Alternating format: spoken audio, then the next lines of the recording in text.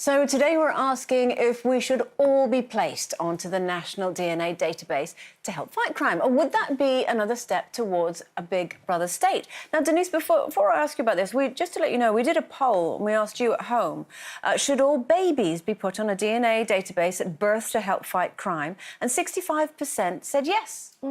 So a lot of people are in favour of this. Well, when I hear the words, because of my love of real-life crime, and I hear the words... I mean, I don't mean I love real-life crime. I mean, I love watching it and the psychology behind it. So when I hear the words DNA database, it just makes me shake with excitement about it, because I love nothing more than... Great being over 50, you know, isn't it? Oh, it is, isn't it? So easily pleased.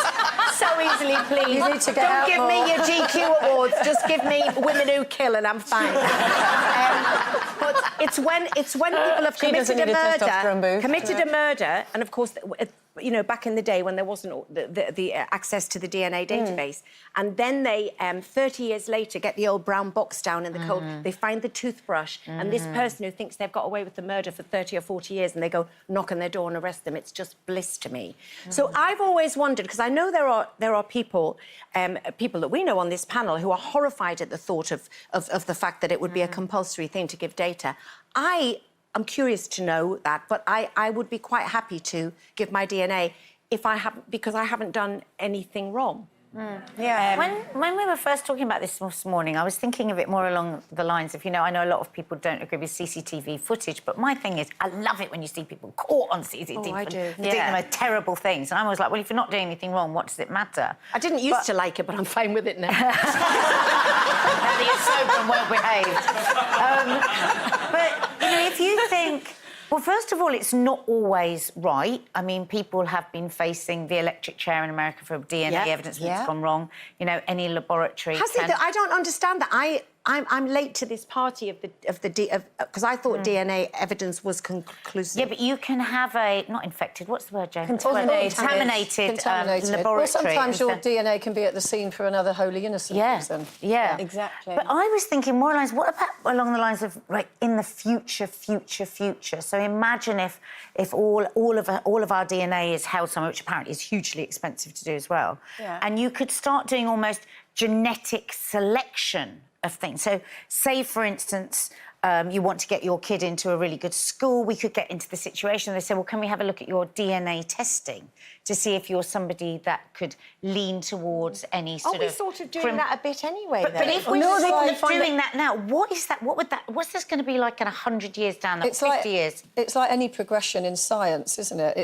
It's weighing it up between the progression in science and the possibility of that being abused.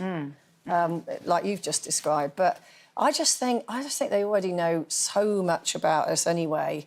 It's a bit like raging against the machine. I mean, I don't really have a problem with it, because I think then those crimes that you talk about where they take down a box from 30 years ago, it won't be 30 years now. They'll just get people. But they're talking about maybe the other ways of finding criminals that would go by the wayside, and maybe they would rely too much on.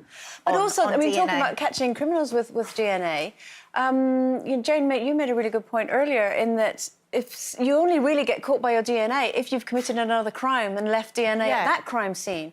So surely then you kind of baddies, as you put it, they get one strike, and then it's by the second strike that they'll get caught. Whereas if everybody's DNA is on a database, then they'll get caught. I mean, the accumulation of data is just so annoying anyway. I mean, I would like to go to a shop, buy some knickers and pay cash without them going, could we have your address? And would you like us to email it? Could we have your email address? Because just there's the money, gives me knickers. It's because all this data is valuable. Everything that we hand over, they sell to somebody else. Of course. If you think about one of the big search engines, for example, they already know so much about us, because if you're, you know, feeling a bit depressed, you might type in depression remedies, or if you think you're pregnant, you'll look for pregnancy symptoms. So they know all that. They know you're pregnant before you've told your family. Yeah, and imagine if you... Because the algorithms, you know... But I do research online all the time for articles. They must be so confused by me. I look up all kinds of weird things. But imagine how bad that could get. So say genetically in your family there's been depression or addiction or criminal behaviour. Yeah. We could start asking to look at... Actually, it could be quite handy, couldn't it? Yeah, see? Are you a cheater? Are you a cheater? Imagine if you could It's find all out some of about these... I love Cheaters, that programme. Do you? It's all about perspective. If a member of your family, you know, God forbid, you know, one of your daughters or whatever has been the victim of a crime, you'd be for it because they would find the perpetrator very quickly. Exactly. But, you know, civil liberties is a whole other argument. And I think in 2006, Tony Blair was up for... He wanted everybody to go on a DNA database. And the civil Well, I know liberties Janet and pressure Carol groups McGiffin are absolutely adamantly against So it. we're probably a long way off it yet. But it will happen. It absolutely will happen. What do you think?